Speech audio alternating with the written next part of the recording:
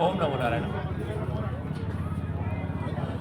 जैसा कि आपने कहा कि आपका कैसा अनुभव रहा, आप कितने दिन से यहाँ हैं, तो गत 1 महीने से 100 महीने से हम लोग यहाँ पर कुंभ प्रयागराज के अंदर में, तीर्थराज प्रयागराज के अंदर में अपना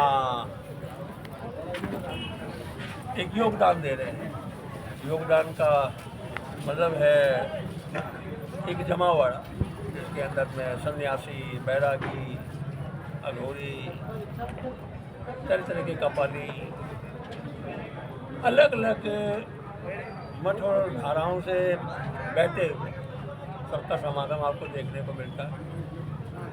और 1 महीने के अंदर में कम से कम आपको 12 साल में ये 1 महीना तो ऐसा जरूर लगता होगा कि भारत देश के अंदर में जात पात, ऊंच नीच किसी चीज़ की कोई संभावना है ही नहीं।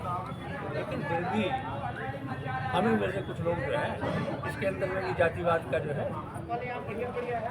तो एक ऐसा बीज बोते रहते हैं कि फिर अगले 12 साल का इंतजार करना पड़ता है कि कब संस्कृति को दोबारा से हम समझा पाएँ कि ये वर्ण व्यवस्था जो बनाई गई ये इसलिए नहीं थी कि किसी को छोटा दिखाना है, किसी को बड़ा दिखाना है।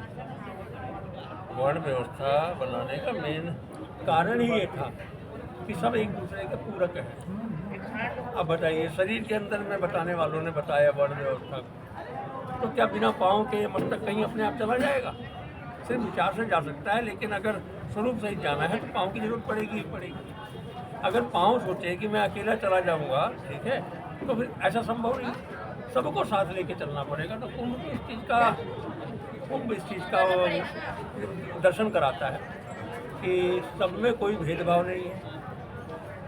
कुछ नेता वर्ग जो है इसके पीछे इस तरह की अवधारणा पैदा करते हैं कि ऊंच नीच में बांट रखा है, ब्राह्मणों ने बांट रखा है, लेकिन ब्राह्मण ने कहीं नहीं बांट रखा है। संस्कृति हमारी जिस हिसाब से चली आ रही थी, उस संस्कृति का नाश कर दिया पश्चिम सभ्यता ने। जो संस्कार हमारे यहाँ 30-40 साल पहले हर घर के अंदर में हुआ करते थे कि माँ बाप के चरण स्पर्श करना, रात्रि में सोने से पहले 5 मिनट उनके पाँव दबाना, ठीक है, उस संस्कारों की हमें तिलांजलि दी। ये तिलांजलि जिस हिसाब से इसका श्रेय चल रहा है, आप देखें 40 साल पहले किसी की अवस्था पूछी जाती थी तो आदमी कहता था मैं 100 साल आदमी नॉर्मल जीता है। आज हम 40 साल बाद पूछते हैं किसी से आदमी कितना जीता है, नॉर्मल आयु कितनी होगी, तो आदमी बोल रहा है 60-70 साल, 80 साल, यानी कि 20 से 30 साल घटता चला गया। कारण क्या रहा?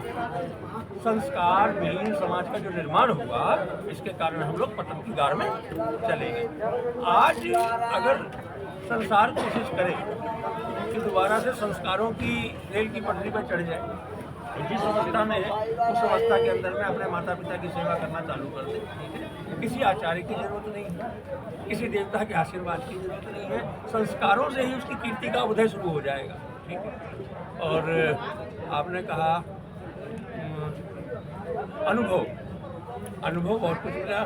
डिजिटलाइजेशन का बहुत ज़्यादा प्रभाव देखने को मिला कि लोग यहाँ दर्शनार्थी जितने भी आए हैं, मोस्टली ज़्यादातर उनको सेल्फी लेनी है बाबाओं के साथ में, ठीक है, कहीं कोई पोजीशन देख करके रिवर के साइड पर, मतलब ज़्यादातर सेल्फी लोग को नज़र आए, ठीक है। सिर्फ 30% आदमी ऐसा नज़र आया जिसके अंदर में भाव था, समर्पण का भाव था, दर्शन का मतलब जानता था। 70% लोग ऐसे आए जिन्होंने बाबाओं को उनका आशीर्वाद दिया है, आशीर्वाद देते गए। उनको ये था 20 रुपये चढ़ाए, पीछे खड़े होकर के पूरे ग्रुप में जो है सेल्फी ले रहे हैं, ठीक है। तो हमारे पीछे भी कुछ फोटो ऐसी हमने देखी छपी हुई कि हाँ जोड़ रखा है किसी ने ऐसे कर रखा है, तो उसका मतलब क्या समझ में क्या आता है? ये तो हमारी उस चीज़ का नाश हो गया ना। संस्कृति का था कि जो हमारे धोने से भी हम कहते थे दूर बैठो, ठीक है, तो वो चीज़ का तो खत्म हो गया।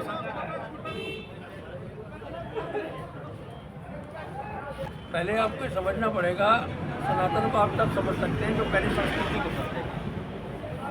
संस्कृति से सनातन है ना, सनातन से संस्कृति नहीं है।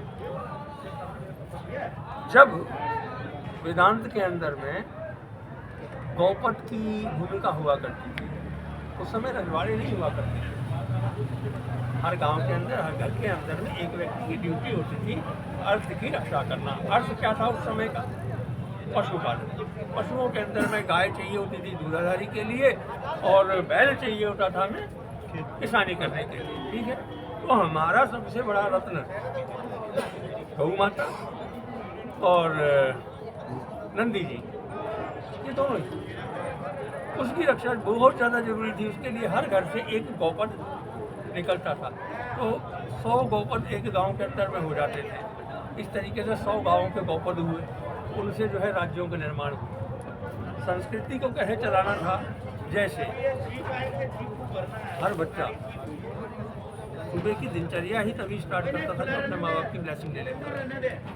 और कोई स्कूल के अंदर में भी वही लोग जाते थे जिनके पास में अर्थ था, नहीं तो गांव की गुरुकुल के अंदर से शिक्षा प्राप्त करते थे, जो वहाँ का सन्यासी बताता था कि बड़ों की रिस्पेक्ट करो, ठीक है जी, बड़ों का आदर करो, सम्मान करो, घर के अंदर में आपकी वजह से कोई कहल ना हो, बहुत सारी चीज़ें सिखाता था।